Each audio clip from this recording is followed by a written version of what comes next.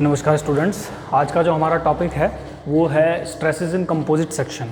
अब composite section का मतलब ये होता है कि जहाँ पे एक से अधिक पदार्थ होंगे, ठीक है। यानी कि अगर अभी तक हमने देखा था कि कोई एक मटेरियल है वो सिंगल मटेरियल होगा, जैसे एल्युमिनियम की रॉड होगी, कास्ट आयरन की रॉड हो सकती है, माइल्ड स्टील की हो सकती है या किसी भी मेटल की हो सकती है। लेकिन कभी कभी हमें ज़रूरत पड़ती है कंबाइंड मटेरियल्स की, यानी कि दो अलग अलग प्रकार के जो मटेरियल हैं उनको एक साथ हमें जोड़ना पड़ता है, ठीक है। उसके अपने बेनिफिट्स हैं, स्ट्रेंथ बढ़ जाती है वहाँ पे, ठीक है। कई बार वेट कम करने के लिए भी करना पड़ता है हमें कि एक मटेरियल का वेट ज़्यादा है, दूसरे मटेरियल का वेट कम है, तो हम जिस मटेरियल का वेट ज़्यादा है अगर उसी का पूरा बनाएंगे पार्ट तो वो हैवी हो जाएगा, उसका वेट ज़्यादा हो जाएगा, ठीक है। तो कभी कभी हम क्या करते हैं कि स्ट्रेंथ उतनी ही रखने के लिए हम क्या करेंगे, एक हल्का मटेरियल उसके साथ जोड़ देंगे। जैसे कि एल्युमिनियम को हम ऐड कर देंगे तो एल्युमिनियम से क्या हो जाएगा, हमारा वेट कम हो जाएगा, ठीक है। ऐसे कंपोजिट सेक्शन बहुत सारे देखने को मिलते हैं हमें, कई सारे एग्जाम्पल्स हैं इसके, ठीक है। तो अब ये कंपोजिट सेक्शन है जिसमें क्या है, एक ट्यूब है, आउटर एक ट्यूब है। ट्यूब मतलब एक खोखली जो है, आप पाइप समझ लीजिए। उस पाइप के अंदर जो है बेसिकली उस पाइप की लेकिन मोटाई ज़्यादा है, ठीक है। और उसके अंदर एक हमने रॉड फिट की हुई है, ठीक है, एक दूसरी रॉड। तो ये जो मटेरियल है ट्यूब का, बाहर वाली ट्यूब का वो मटेरियल अलग है और जो अंदर की रॉड है उसका हमारा मटेरियल अलग है, इसलिए हम उसको ट्यूब बोल रहे हैं, इसको रॉड बोल रहे हैं। और ये इसका क्रॉस सेक्शन है दोनों का, सर्कुलर क्रॉस सेक्शन। बाहर वाली जो हमें दिखाई दे रही है ये हमारी ट्यूब है और जो सेकंड मैंने शो किया है वो उसके अंदर जो है रॉड लगी हुई है। ये अलग अलग मटेरियल्स की हैं।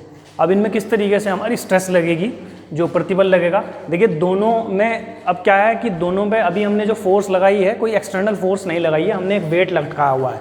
वेट यानी कि इनका खुद का अपना वजन, ऊपर से इनको फिक्स किया हुआ है और नीचे इनमें वेट लगाया हुआ है। जैसे पंखे को समझ लीजिए आप कि एक पंखा है, ठीक है, वो सेल्फ वेट की वजह से क्या हो रहा है, उसमें स्ट्रेसेस जो है, प्रतिबल जो है प्रोड्यूस होंगे, उत्पन्न होंगे। तो अब इस वेट की वजह से इसमें क्या होगा, हमारा इसमें प्रतिबल उत्पन्न होंगे, स्ट्रेन आएगा, यानी कि हमारा इसमें जो है हमारा स्ट्रेन प्रोड्यूस होगा। तो स्ट्रेन की वजह से इसकी जो एक्सटेंशन होगा, इसमें इसकी लंबाई जो है वो बढ़ेगी, इसमें खिंचाव आएगा, ठीक है। तो अब स्ट्रेन जो है देखिए दोनों में बराबर होगा क्योंकि दोनों की जो लंबाई है वो बिल्कुल बराबर है और दोनों को हमने एक साथ जोड़ा हुआ है। तो अगर हम किसी एक को खींचते हैं, क्योंकि ये मटेरियल हमने एक साथ इस तरीके से चिपका रखे हैं कि इनमें से कोई एक नहीं खींच सकता, ये दोनों एक साथ ही खींचेंगे। तो जब हम इनको खींचेंगे तो दोनों में जो खिंचाव आएगा वो क्या आएगा, हमारा बराबर आएगा। जितना ये खींचेगा उतना ही ये मटेरियल खींचेगा। तो दोनों का जो डेल्टा L1 है और डेल्टा L2 है वो बिल्कुल सेम रहेगा। एक्सटेंशन 1 का ट्यूब का और एक्सटेंशन हमारा किसका, अंदर वाली रॉड का, ठीक है। तो ये हमने फार्मूला पढ़ा था, ये FL/AE फोर्स F1 जो लग रही है हमारी और L उसकी लंबाई है, दोनों की लंबाई सेम है, ठीक है, upon area of cross section tube का और उसका मॉडुलस ऑफ इलास्टिसिटी। क्योंकि मॉडुलस ऑफ इलास्टिसिटी मटेरियल के ऊपर निर्भर करता है, इसलिए ये अलग अलग होंगे दोनों।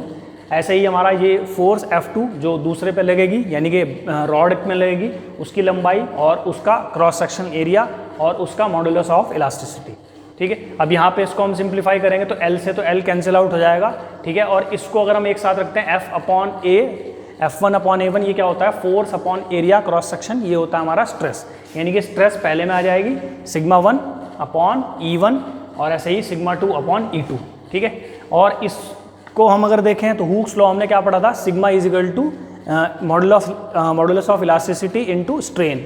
तो अगर हम उसको दूसरे वर्ड्स में लिखना चाहें तो स्ट्रेन इज इक्वल टू हो जाएगा हमारा stress upon modulus of elasticity, यानी कि ये क्या कहलाएगा, हमारा स्ट्रेन। तो इसको हम ऐसे भी लिख सकते हैं E1 is equal to E2, यानी कि स्ट्रेन ट्यूब में जितनी होगी उतनी स्ट्रेन हमारी रॉड में उत्पन्न होगी। और जो लोड है, देखिए लोड जो बाहर लग रहा है, F जो फोर्स है वो दो भागों में हमारा डिवाइड हो जाएगा।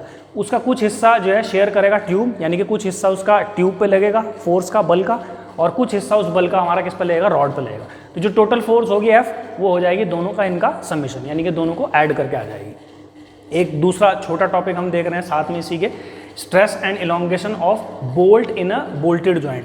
हमने कई सारे बोल्टेड जॉइंट देखे हैं जहाँ पे हमारे बोल्ट की वजह से, बोल्ट की हेल्प से दो प्लेट को जोड़ा रखा है हमने, ठीक है। बसेस की जो बॉडी होती है वहाँ पे बोल्ट लगे रहते हैं, या कोई हमारी जो है कपलिंग्स हैं उन कपलिंग्स में बोल्ट लगे रहते हैं। बहुत जगह में बोल्ट का यूज़ करते हैं, मल्टीपल बोल्ट्स यहाँ पे यूज़ करते हैं, तो इसलिए बोल्टेड जॉइंट बोल रहे हैं। बोल्टेड जॉइंट जैसा कि आपने बास्केटबॉल का बोर्ड देखा होगा, उसमें भी बोल्ट लगे रहते हैं, ठीक है, उसकी हेल्प से वो जुड़ा हुआ रहता है। तो तो ऐसे बोल्टेड जॉइंट में जो स्ट्रेस लगती है हमारी वो किस तरीके से लगती है, देखिए बाहर की जो हमारी ये बॉडी है इसको हम कह सकते हैं एक ट्यूब, ठीक है। इस ट्यूब के अंदर बेसिकली एक बोल्ट लगा हुआ है और वो बोल्ट के ऊपर क्या लगा रहता है, हमारा नट लगा रहता है। ये बाहर वाला हमारा क्या है, नट।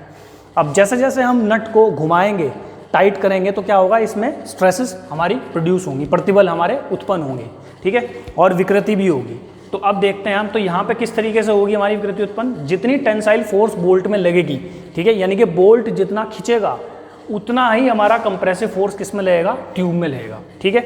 यानी कि जब हम इस नट को टाइट करेंगे तो इसमें तो टेंशन प्रोड्यूस होगी, क्योंकि ये जो बोल्ट है अंदर का ये क्या होगा हमारा, ये खींचेगा, सॉरी ये हमारा क्या होगा, खींचेगा। लेकिन जो हमारी ये ट्यूब है ये क्या होगी, हमारी कंप्रेस होगी, ठीक है, क्योंकि इसी के साथ अंदर लगा हुआ है इसके, ठीक है। मैं दोबारा से रिपीट कर देता हूँ एक बार, जब हम नट को टाइट करेंगे तो बोल्ट में क्या होगा, हमारा खिंचाव उत्पन्न होगा, टेंसाइल फोर्स उत्पन्न होगी, ठीक। और जो हमारी ट्यूब है उसमें कंप्रेशन प्रोड्यूस होगा, ठीक है, यानी कि एक चीज़ खिंचेगी और एक चीज़ हमारी सिकुड़ेगी, ठीक है। तो इस तरीके से ये आता है शॉर्ट, उसमें पूछ लिया आता है कई बार शॉर्ट नोट में, ठीक है। Thank you.